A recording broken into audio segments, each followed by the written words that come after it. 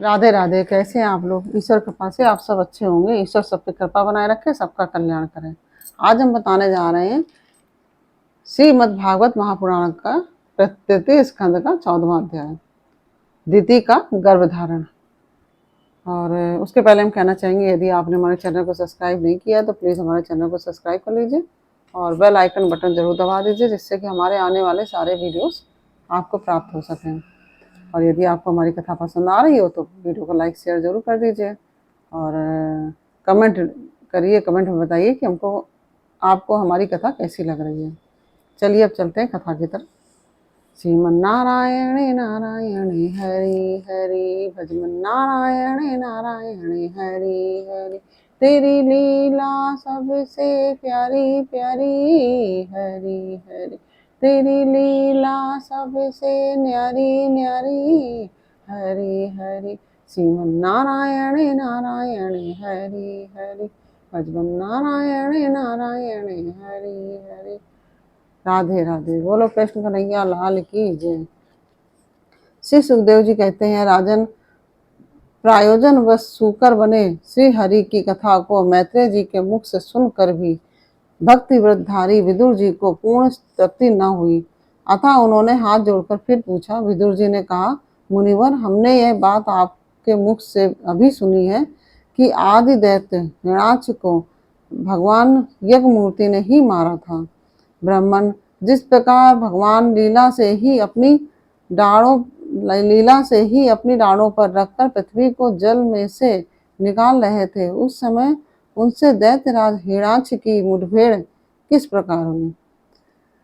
श्री मैत्रेय जी ने कहा कि विदुर जी, तुम्हारा प्रश्न बड़ा ही सुंदर है, क्योंकि तुम श्री हरि की अवतार की कथा के विषय में ही पूछ रहे हो, जो मनुष्यों के मृत्युपाश का छेदन करने वाली है। देखो, उत्तानपाद का पुत्र ध्रुव बालकपन में श्री नारद जी की सुनाई हुई हरि कथा के प्रभाव से ही मृत्यु के सिर पर पैर रखकर भगवान के परम पद पर आरूढ़ हो गया था। पूर्व काल में एक बार इसी बहारा भगवान और हिरण्याक्ष के युद्ध के विषय में देवताओं के प्रश्न करने पर देव श्री ब्रह्मा जी ने उन्हें यह इतिहास सुनाया था और उसी की परंपरा से मैंने सुना। विदुर जी, एक बार दक्ष की पुत्री दिति ने पुत्र प्राप्ति की इच्छा से कामातुर होकर साया काल के समय ही अपने पति मरीचि नंदन कश्यप जी से प्रार्थना की।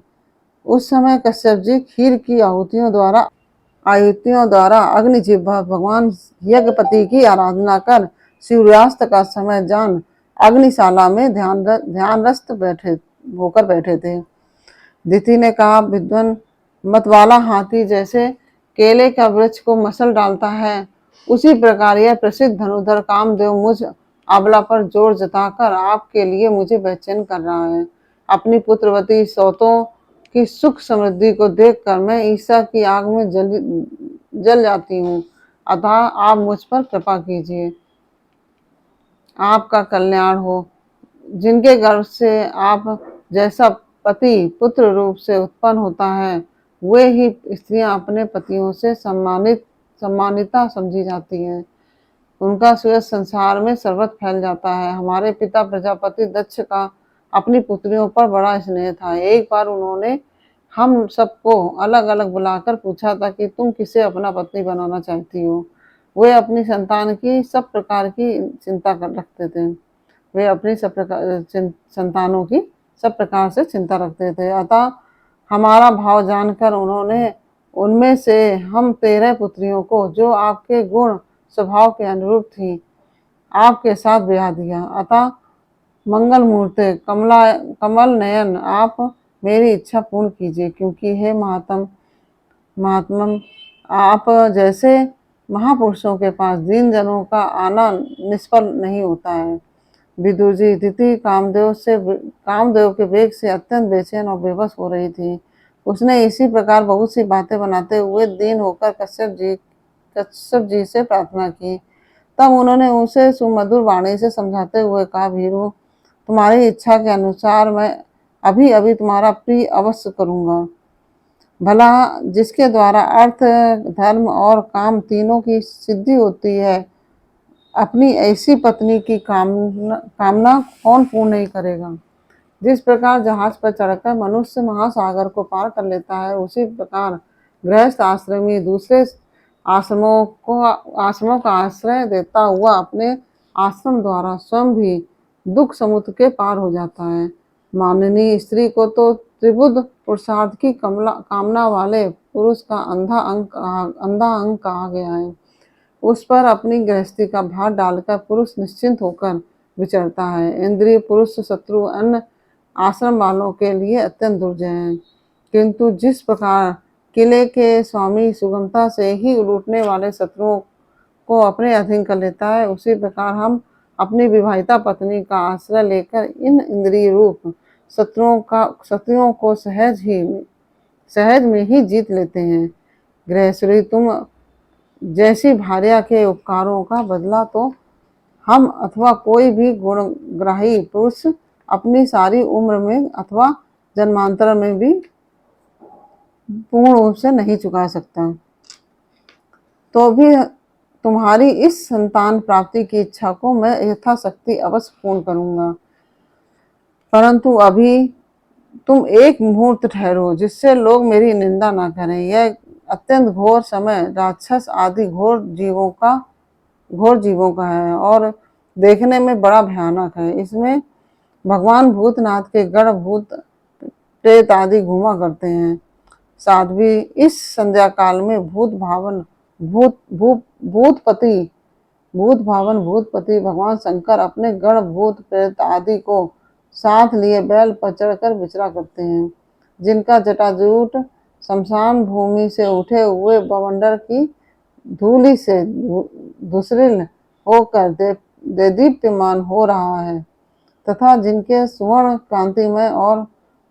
कांतिमय गौर शरीर में भस्म लगी हुई है। वे तुम्हारे देवर ससुर महादेव जी अपने सूर्य, चंद्रमा और अग्नि रूप 3 नेत्रों से सभी को देखते रहते हैं। संसार में उनका कोई अपना पराया नहीं है, ना कोई अधिक आदरणीय और ना निंदनीय है। हम लोग तो अनेक प्रकार के व्रतों का पालन करके उनकी माया को ही ग्रहण करना चाहते हैं, जिसे उन्होंने भोग कर लात मार दी है। विवेकी पुरुष अविद्या के आवरण को हटाने की इच्छा से उनके निर्मल चरित्र का गान किया करते हैं, जिनसे बढ़कर तो क्या उनके समान भी कोई नहीं है और उन तक केवल सत्पुरुषों की ही पहुंच है। यह सब होने पर भी वे स्वयं पिशाचों का सा आचरण करते हैं और नर शरीर कुत्तों का भोजन है। जो अविवेकी पुरुष आत्मा मानकर वस्त्र, आभूषण, माला और चंदन आदि से इसी को सजाते संवारते रहते हैं, वे अभागे ही आत्माराम भगवान शंकर के आचरण पर हंसते हैं। हम लोग तो क्या, ब्रह्मादि लोकपाल भी उन्हीं की बंधी हुई धर्म मर्यादा का पालन करते हैं।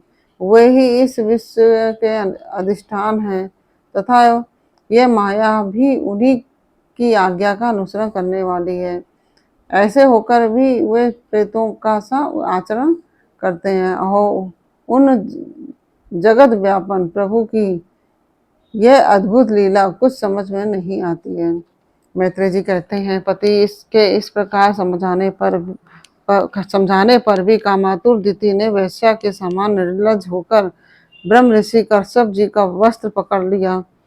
तब कश्यप जी ने उस निंदित कर्म को अपनी भार्या का बहुत आग्रह देख देव को नमस्कार किया और एकांत में उसके साथ समागम किया। फिर जब स्नान कर प्राण और वाणी का संयम करके विशुद्ध ज्योतिर्मय सनातन ब्रह्म का ध्यान करते हुए उसी का जाप करने लगे। विदुर जी दिति को भी उस निंदित कर्म के कारण बड़ी लज्जा आई और वह ब्रह्म ऋषि के पास जा सिर नीचा करके इस प्रकार कहने लगे। दिति बोली, ब्रह्मन भगवान रुद्र भूतों के स्वामी हैं। मैंने उनका अपराध किया है, किंतु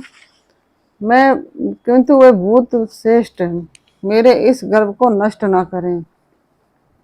मैं भक्त वांछा कल्पतरु उग्र और रुद्ररूप महादेव को नमस्कार करती हूँ।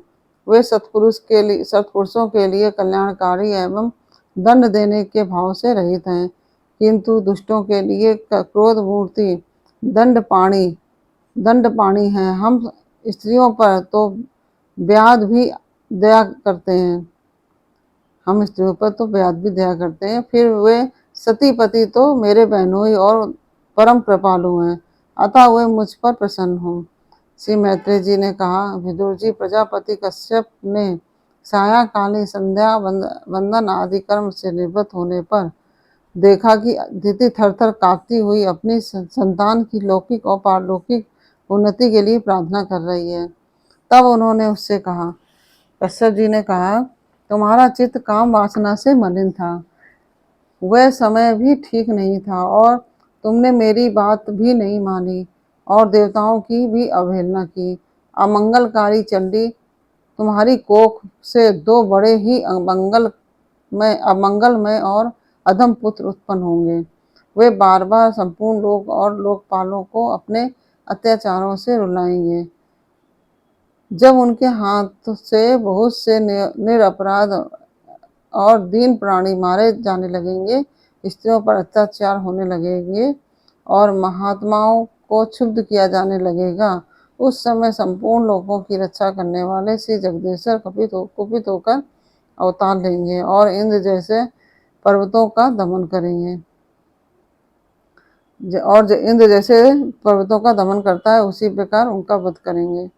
दिति ने कहा, प्रभो, यही मैं भी चाहती हूँ कि मेरे पुत्रों का वध हो तो वह साक्षात भगवान चक्रपाणी के हाथ से ही हो, कुपित ब्राह्मणों के शाप आदि से ना हो। जो जीव ब्राह्मणों के शाप से दग्ध अथवा प्राणियों को भय देने वाला होता है, वह किसी भी योनि में जाए, उस पर नारकी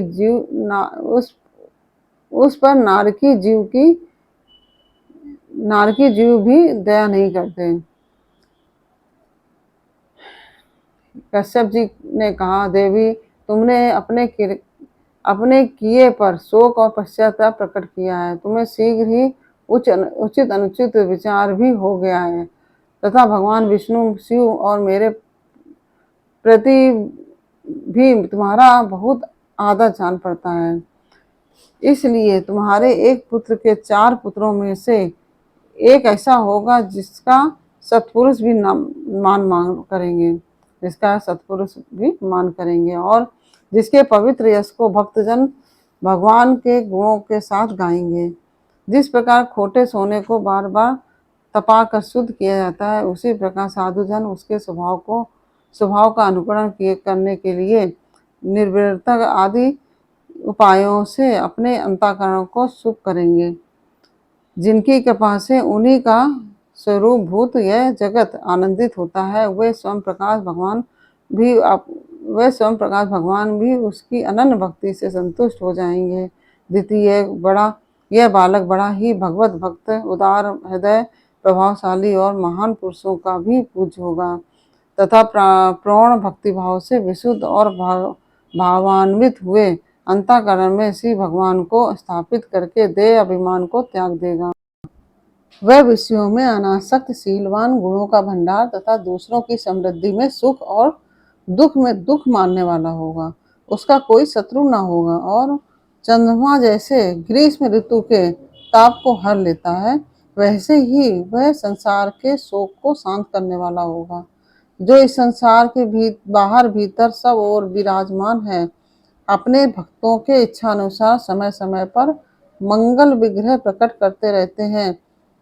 करते हैं और लक्ष्मी रूप लावण्य मूर्ति ललना की भी शोभा बढ़ाने वाले हैं तथा जिनका मुखमंडल झिलमिलाते हुए कुंडलों से सुशोभित है, उन परम पवित्र कमल नयन श्री हरि का तुम्हारे पौत्र को प्रत्यक्ष दर्शन होगा। श्री मैत्रेय जी कहते हैं, विदुर जी, दिति ने जब सुना कि मेरा पौत्र भगवान का भक्त होगा, तब उसे बड़ा आनंद हुआ और यह जानकर कि मेरे पुत्र साक्षात श्री हरि के हाथ से मारे जाएंगे, उसे और भी अधिक उत्साह हुआ। इस प्रकार यह 14वां अध्याय पूर्ण हुआ। और यदि आपको हमारा कथा पसंद आई हो और समझ में आई हो तो आप वीडियो को लाइक शेयर जरूर कर दीजिए और बेल आइकन बटन जरूर दबा दीजिएगा। अगर आपने सब्सक्राइब नहीं किया तो सब्सक्राइब भी जरूर कर लीजिएगा। और राधे राधे। श्रीमन नारायण नारायण हरि हरि, भजमन नारायण नारायण हरि हरि। तेरी लीला सबसे प्यारी प्यारी हरि हरि, तेरी लीला सबसे न्यारी न्यारी हरि हरि। श्रीमन नारायण नारायण हरि हरि। राधे राधे।